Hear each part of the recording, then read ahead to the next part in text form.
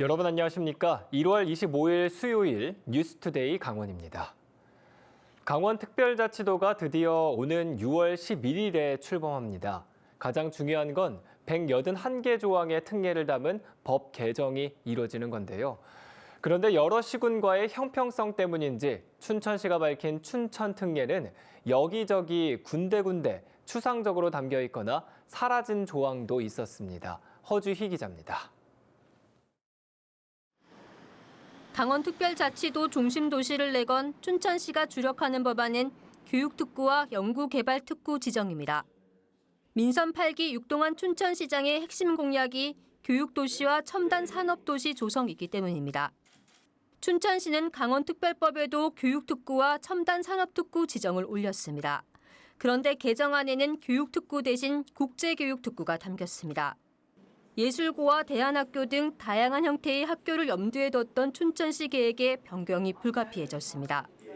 또 연구개발특구에는 춘천시가 주력하는 첨단 산업이 빠졌습니다. 관광 분야에선 의암호 대관람차를 유치하겠다고 제안했지만 개정안에는 수상레저 관광 조항으로 두루뭉술하게 담겼습니다. 그리고 수도권 공공기관 이전과 대마 기반 바이오 산업, 암 치료 관련 미래 의료 산업은 최종안에서 아예 제외됐습니다. 강원특별법의 특정 시군을 위한 특례를 담을 수 없고 상위법과도 어긋나서는 안 되기 때문입니다. 이렇다 보니 춘천시는 수질오염 총량제와 신재생 에너지와 같은 포괄적인 법조항까지 춘천 특례로 묶었습니다. 강원특별법 개정이 이뤄진다고 해도 실질적인 특례 혜택을 누리려면 다른 시군과 경쟁을 해야 한다는 의미입니다. 각 부서별로다가 기존에 냈었던 그런 조항을 근거로 해가지고 미리 그 법안 통과 이후에 일이 사업이 잘 되도록 부서별로 다 준비를 철저히 하겠습니다. 강원특별법 181개 조항 가운데 춘천시가 춘천특례라 밝힌 조항은 최대 16개 정도. 하지만 딱히 춘천특례라 할 수 있는 조항이 명시돼 있지 않아 실질적인 특례 혜택을 누리기 위해선 상당한 기간이 걸릴 전망입니다. MBC 뉴스 허주입니다. 지난 2021년 말부터 추진됐던 동해안에서 베트남으로 가는 전기 컨테이너 항로 개설이 무산됐습니다. 영동 에코발전본부에서 발전용 연료로 쓰는 우드 펠릿을 고정 화물로 유치하기가 어려웠기 때문인데 이번에는 강릉시가 옥계항을 통한 물동량 유치에 힘을 쏟으면서 우드 펠릿이 귀한 몸 대접을 받고 있습니다. 이윤 기자가 취재했습니다. 지난 2021년 12월 강원도와 동해시, 동해지방해양수산청, 해운회사가 업무 협약을 체결했습니다. 1년 내 취항을 목표로 동해항과 베트남 호찌민을 정기적으로 오가는 컨테이너 항로 개설에 협력하기로 했습니다.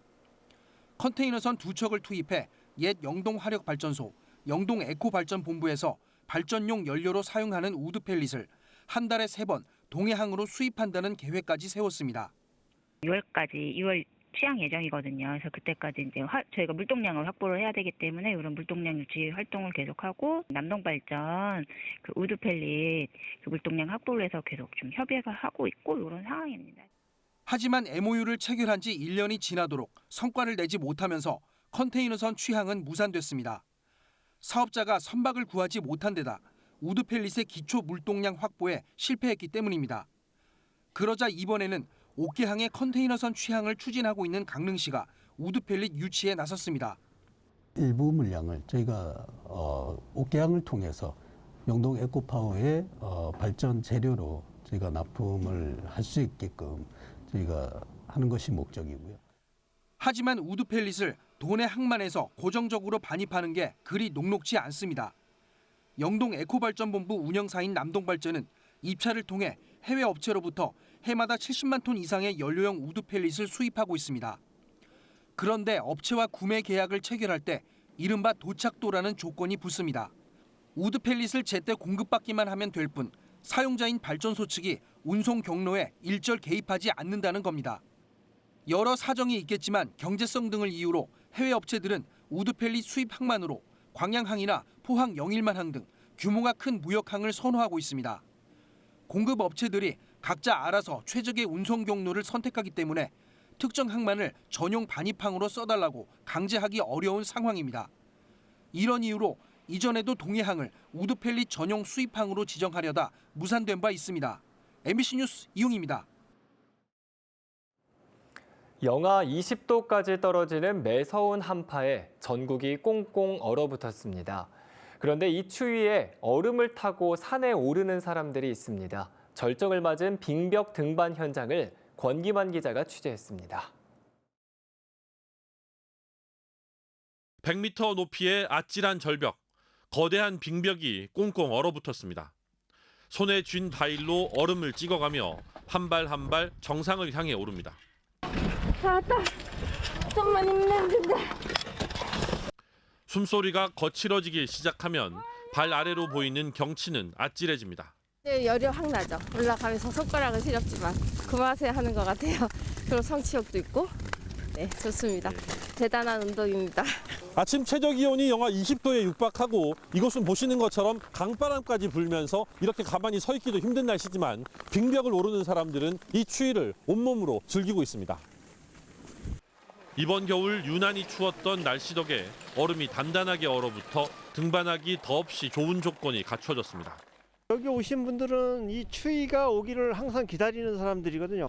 그 피켈로 얼음을 찍을 때 좀 강하고 낙빙도 좀 덜 떨어지고 스크류 이 안전 조치하는 것도 얼음에 박는 것도 또 강하게 잘 박히고.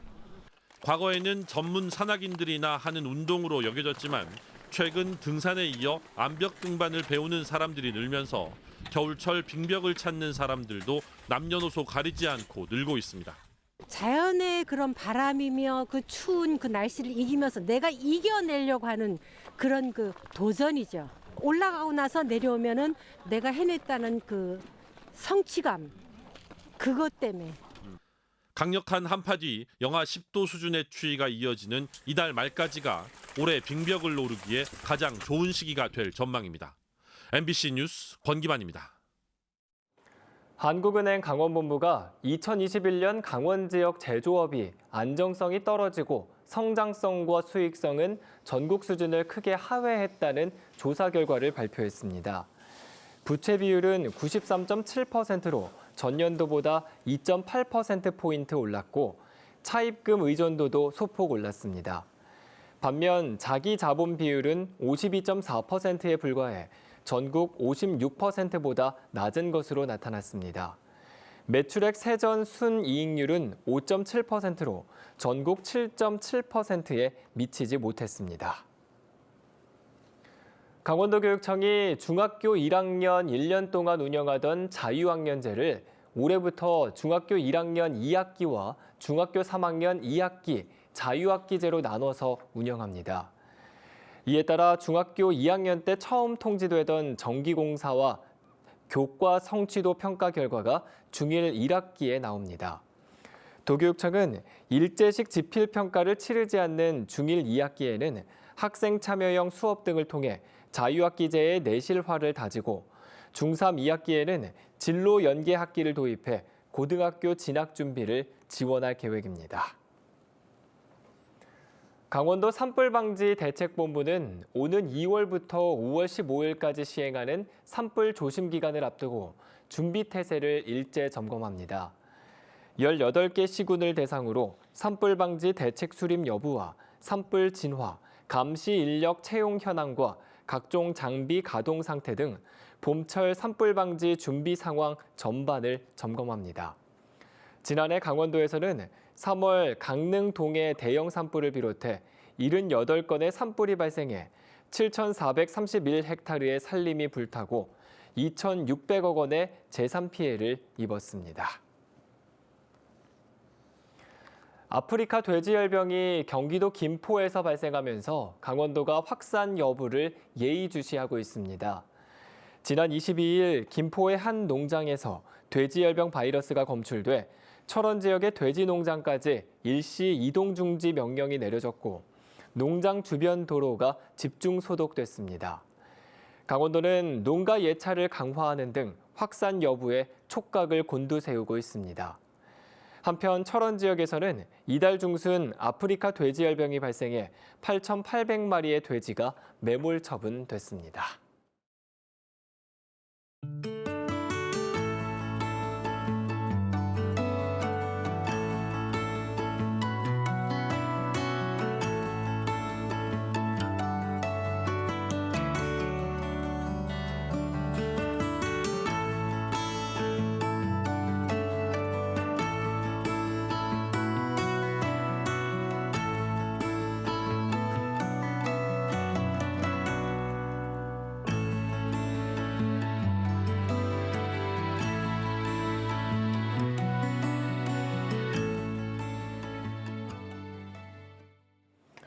교도소 출소 후 한 달 만에 또다시 생활고를 이유로 건설 자재를 훔친 원주판 장발장 사건에 대해 법원이 징역 6개월의 실형을 선고했습니다.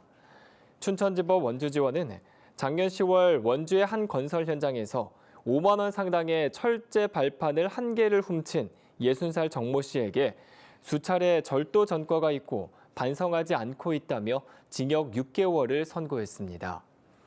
정 씨 변호인은 작년 9월 출소한 정 씨가 폐기물을 주워 고물상에 팔아 생계를 유지하다 버린 물건인 줄 알고 발판에 손을 대 기소됐다며 선처를 요구했지만 재판부는 받아들이지 않았습니다. 설 연휴 기간 도내에서 화재 등 사고가 잇따랐습니다. 설 연휴 둘째 날인 지난 22일 밤 11시 20분쯤 영월 수주면의 한 음식점에서 불이 나 건물 한 채를 모두 태우고 4시간 40분 만에 진화됐습니다. 앞서 21일 양양 강연면 동해산업 레미콘에서도 전기적 요인으로 불이 나 샌드위치 패널 구조물을 태우고 40여 분 만에 꺼졌습니다. 같은 날 강릉 죽헌동의 한 도로에서 주행 중 미끄러진 승용차에 80대 보행자가 치여 숨지는 등 크고 작은 사고가 잇따랐습니다. 춘천시가 의암호 개발을 통한 체류형 관광을 본격 추진합니다. 우선 2025년까지 민자 300억 원을 투입해 의암 호수변에 직격 80m, 높이 110m 규모의 대관람차를 운영할 계획입니다. 또 춘천역에서 사막산 케이블카를 잇는 트롤리 버스를 매일 60회 운영할 예정입니다. 이와 함께 내년까지 의암공원과 근화동 사이 200m 구간에 출렁다리를 조성하고 2027년까지 민자 4천억 원을 투입해 고급 호텔과 1000인승 규모의 유람선을 조성할 예정입니다. 학교 법인의 파산으로 강원도교육청 보조금을 받아 어렵게 운영하던 동해 광희중고등학교의 공립전환 추진이 어려움을 겪고 있습니다. 강원도교육청에 따르면 동해 광희중고를 공립으로 전환하려면 학교 재산 매입 문제를 해결해야 했고 이를 위해 한시적으로 사립학교도 정부로부터 신설 교부금을 지원받을 수 있도록 교육부의 시행령 개정을 요구했지만 교육부가 이를 받아들이지 않았습니다. 광희학원은 400억 원대 채무를 갚지 못해 지난 2019년 법원이 파산을 선고했고 도교육청이 공립으로의 전환을 추진했지만 학교 법인만 사립학교를 운영할 수 있도록 한 현행법에 막혀 운영에 어려움을 겪고 있습니다. 일주일 동안 오름세를 이어가던 휘발유 판매 가격이 소폭 떨어졌습니다. 한국석유공사 유가정보서비스에 따르면 어제 기준 강원도 주유소의 휘발유 평균 가격은 리터당 1,570원입니다. 그제보다 0.28원 하락한 판매 가격으로 일주일 동안 이어지던 오름세가 꺾였습니다. 경유 평균 가격은 지난주보다 10원 하락한 리터당 1,680원을 보이면서 하락세를 이어가고 있습니다. 인권위원회가 올 상반기 채용 면접 과정에서 성차별과 성희롱 피해 사례에 대한 진정을 접수합니다.